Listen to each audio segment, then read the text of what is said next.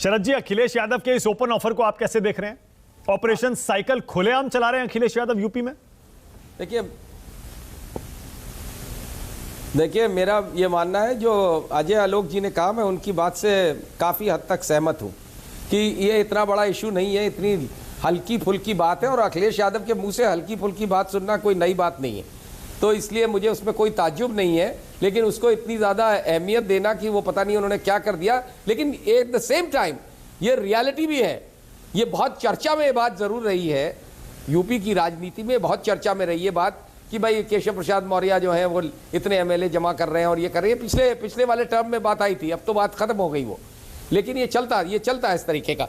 और जहाँ तक उन्होंने अजय आलोक जी ने जो कहा कि अखिलेश यादव ने इतनी हल्की बात करी और कहा फाइल आई, तो इसमें कोई दो राय नहीं है। बिल्कुल मैं पूरी तरह से उनकी बात से सहमत हूँ। लेकिन ये भी नहीं करना चाहिए कि आप अपने ही फाइल मंगाएं, जो कि योगी आदित्यनाथ ने किया, अपने खिलाफ जो क्रिमिनल केसेस हैं अपने ही दस्तखत से वापस ले लें।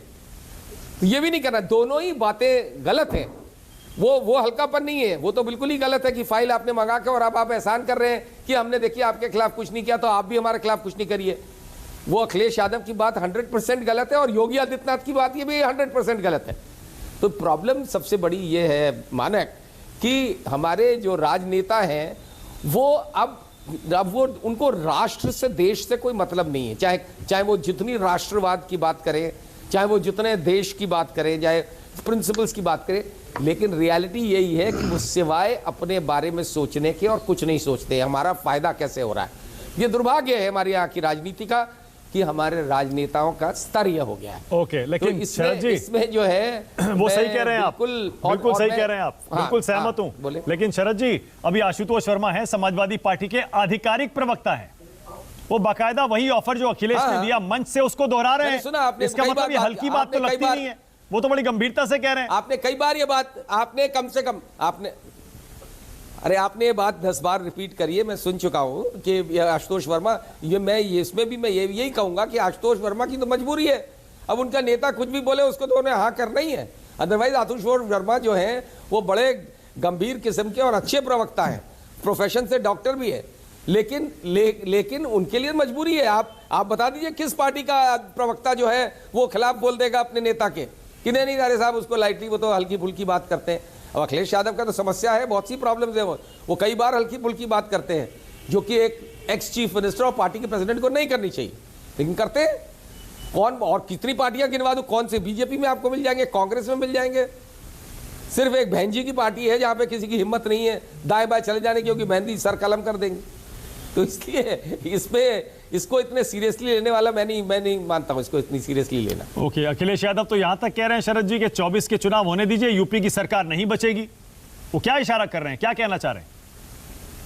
अब ये तो उनका भाई ये कहना कुछ नहीं चाह रहे हैं भाई। आज के चुनाव में जा रहे हैं वो, तो वो क्या कहे कि नहीं 24 में तो हम वैसे ही सोच रखे हैं हार जाएंगे, हम कुछ कर नहीं रहे। अखिलेश यादव पिछले कितने टाइम से घर बैठे रहते थे, निकलते नहीं थे बाहर।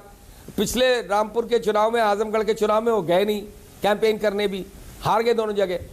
तो अब वो गए हैं तो क्या कहेंगे कि नहीं 24 में हम हार जाएंगे? अरे कैसी बात करें मानक। नहीं, एक सेकंड, नहीं शरद जी, सोच लेते हैं कि उन्होंने कहा 24 के बाद यूपी की सरकार नहीं बचेगी। यूपी में तो 27 में चुनाव होना है। 24 के बाद यूपी की सरकार नहीं बचेगी। अब ये उनका ये ओवर कॉन्फिडेंस भी नहीं है, ये बड़ी बचकानी बात है, मैं ये कहूँगा। क्योंकि 24 में यू आर राइट कि 24 में तो कोई मतलब ही नहीं है। अब 24 में ये कहना कि हम 100 एमएलए आ जाएंगे हमारे पास और किस वजह से आ जाएंगे, कोई लॉजिक नहीं है।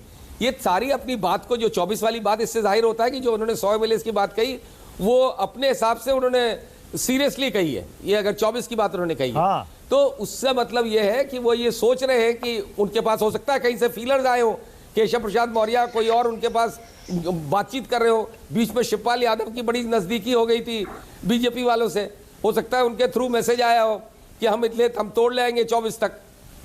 ये भी हो सकता है, कोई भरोसा नहीं है, किसी पे भरोसा मत करिए। सबको सत्ता चाहिए, पैसा चाहिए।